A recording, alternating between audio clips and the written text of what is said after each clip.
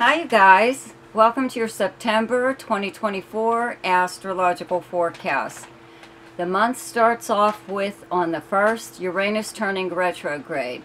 So all of the outer planets except for Jupiter are all retrograde right now. We've got Uranus in Taurus, okay, turning retrograde on the 1st. Then we have Saturn and Neptune still in Pisces, retrograde. And Pluto is retrograde in Aquarius at the end of August, and then on the 2nd it falls back into Capricorn for the last time in our lifetime. Whatever. We'll be long dead before it re-enters Capricorn. It takes that long to get through each zodiac sign, right? So Pluto does move back into Capricorn on the 2nd and is there up until November 19th when it fully moves into Aquarius, okay? And I will be doing a video on Pluto in Aquarius, okay? But anyways, there's a new moon in Virgo on the 2nd. The sun is in, the sun is in Virgo up until the 22nd. And Mercury starts off in Leo in direct motion, you know, on the 1st, right? And moves forward again into Virgo on the 9th. Then, let's see here, Mars is just in Gemini for just the first few days up until the 4th. And Mars moves into Cancer for the rest of the month. Then, okay, we have a full moon, partial lunar eclipse in Pisces, okay, on the 17th. Then on the 22nd, the sun moves into Libra. Also on the 22nd, Venus moves into Scorpio. Sorry, I forgot to mention, Venus is in Libra from the 1st up until the 22nd when it moves into Scorpio. And then Mercury's moving very fast again, okay, in Virgo. It moves it back into Virgo or forward into Virgo again on the 9th and then moves into Libra on the 26th. Okay, so let me see here. I think that's pretty much all I wanted to say about the planets. You guys, don't forget to check out my weekly forecast is now daily shorts whenever there's a major aspect. Okay, so don't forget to look for those, like, subscribe, and share if you like my videos. I really appreciate all your interactions with me. You know what? Now for your forecast. Happy birthday, Libra. So the month starts off with Venus in your sign up until the 22nd when it moves into Scorpio. So you are the center of attention. Venus is your ruling planet, so it does well when it's there, when it's in your sign. But if you've watched any of my previous videos, you'll know that I always say when Venus is in your own sign, your 1st house or your 10th house, to milk it for all you can, because people find you far more appealing at this time than at any other time. Okay, they want to do nice things for you. They want to do little favors. They want to take you out for lunch or drinks or something or other. This is also the best time to talk to someone who is hard to talk to, who is uncooperative. It could be someone that you need their cooperation or whatever, okay? So that is the best time to speak to someone, is when Venus is in your own sign, okay? Especially if it's somebody who is just hard to get along with, okay? So you already know this, right? Anyway, so before the sun moves into your sign, all these planets are in your 12th house in Virgo. Okay, your 12th house is your downtime. It's your time to spend alone. I believe I covered most of this last month. But anyway, it's like preparation for when planets will leave your 12th house and move into your 1st house, and you're just like back on the scene again, okay? This is time for you to spend on yourself, alone, doing whatever it is that you want, that you don't need anyone else to do things with, right? So the sun is in Virgo up until the 22nd, and Mercury is back here again. Okay, Mercury was going between both Leo and Virgo last month because it was retrograde, then direct.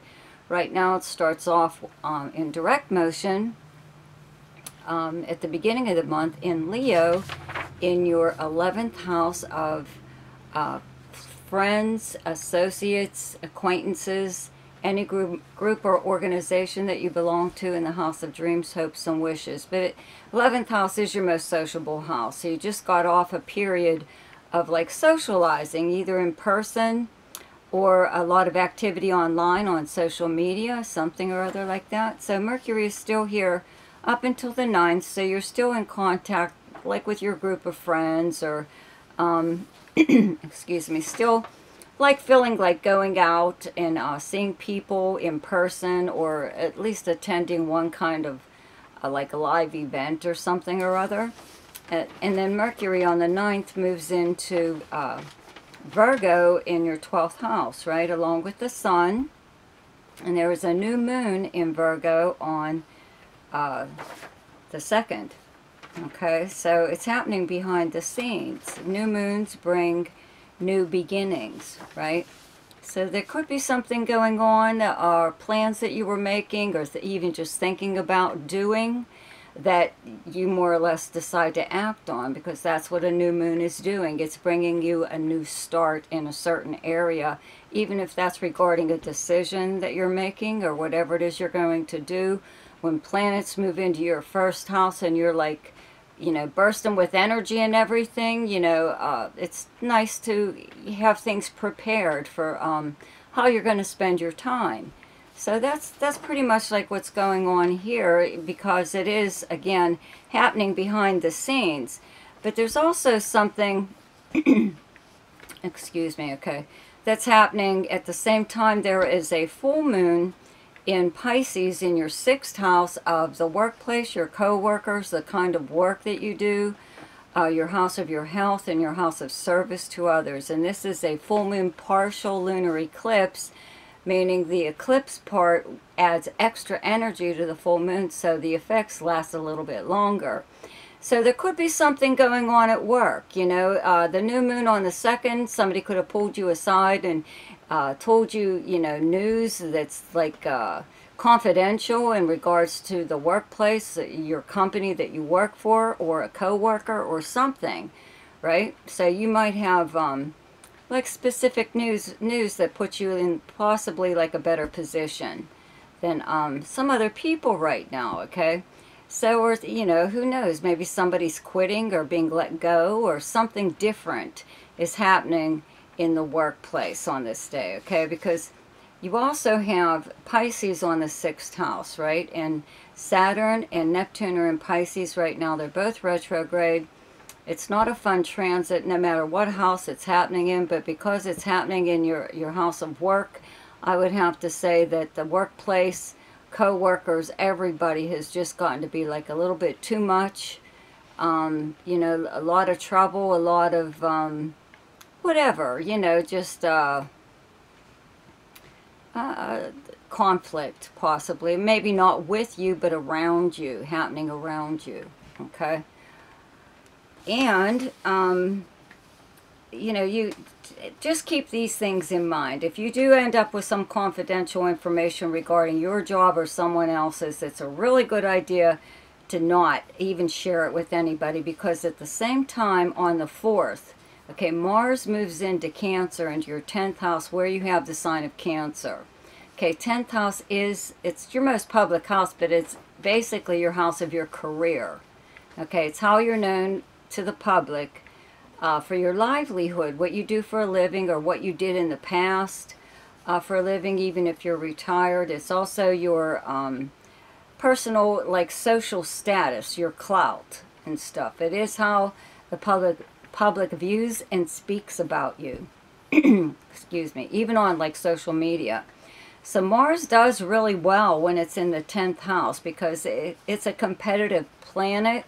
10th house is kind of competition. If you are up for a position, or you were after a position that you would like, right? Maybe you applied for a certain position, or you're making some kind of move within your career. So that's why it's a really good idea, if you do have some kind of confidential information regarding work or a job or something or other, don't share it with anyone, okay?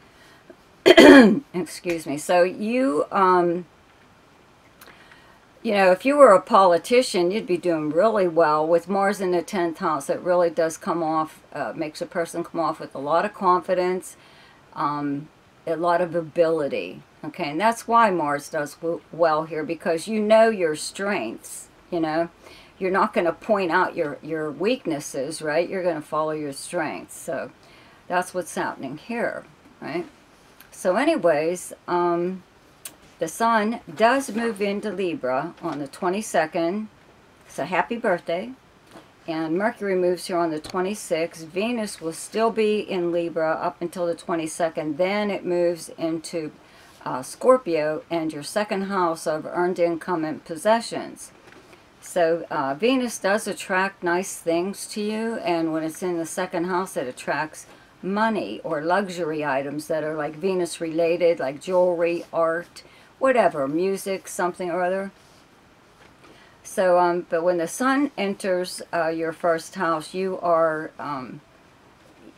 just as popular as you were when Venus was just here by itself. Okay, so you're on the scene.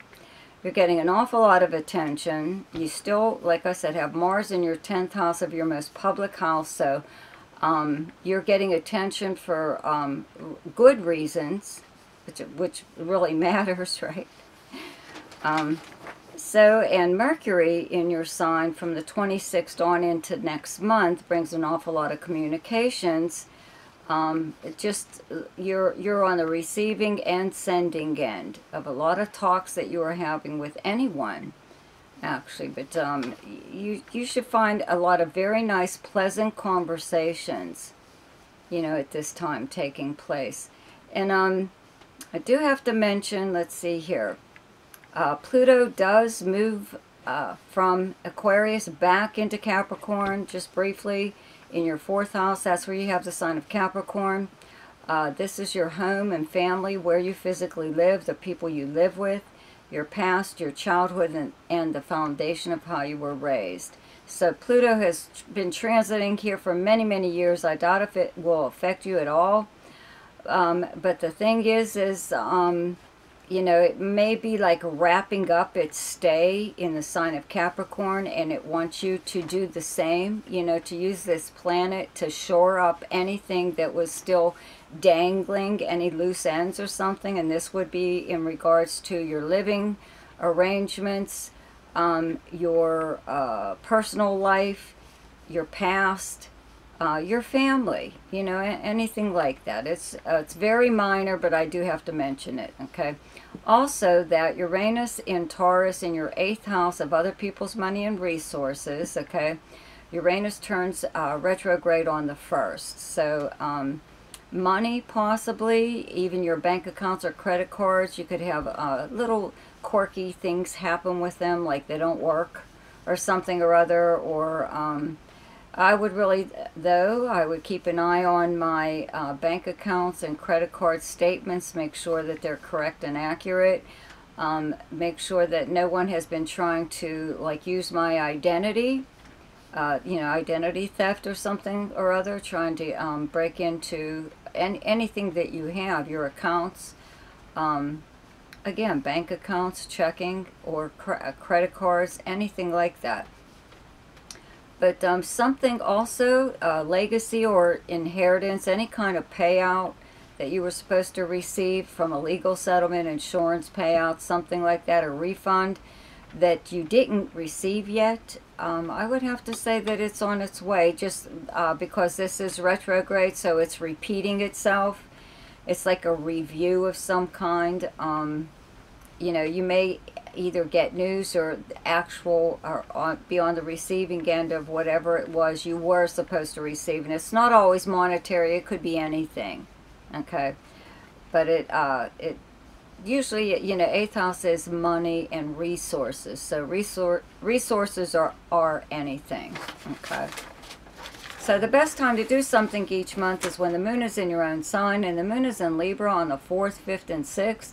The best time to lay low is when the moon is in your opposite sign, and your opposite sign is Aries, and those dates are the 18th and 19th. The best time for romance, recreation, creativity, fun, gambling, or speculation, and anything to do with children is the 1st, 14th, 15th, 26th, 27th, and 28th. The best time for money is the 7th, 8th, 9th, 20th, 21st, and 22nd. The best time for your career is the 24th, 25th, and 26th. And the best time for communication and travel is the 9th, 10th, 11th, 22nd, 23rd, and 24th. So I hope you enjoyed your forecast for September. Be sure to check out my weekly forecasts, which are now daily shorts. And happy, happy birthday to you. Goodbye.